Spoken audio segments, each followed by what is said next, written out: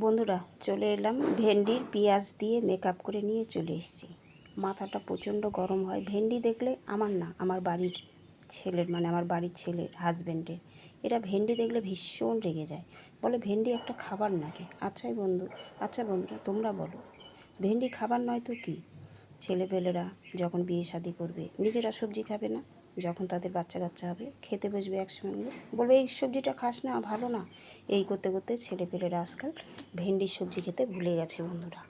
আজকে আমার খুব মাথা গরম হয়েছে, ভাবি একটু ভেন্ডি খাবো, একার জন্য খেতে ভালো লাগে, তাই জন্য আমি চলে এলাম মশলা ভেন্ডি করতে। যদিও ভালো হয়নি, খেতে বেশ ভালো হয়েছে বন্ধুরা। তাই আমি আজকে পেঁয়াজ দিয়ে ভেন্ডিকে মেকআপ করে বানিয়ে দিয়েছি। চেষ্টা করব, দেখি ছেলে খায় কি না। আচ্ছা বন্ধুরা তোমরাই বলো, ভেন্ডি একটা সুন্দর খাবার, ভেন্ডি খেলে ক্যালসিয়াম হয়, কিন্তু আজকালকার দিনের ছেলেপেলেরা বোঝে না।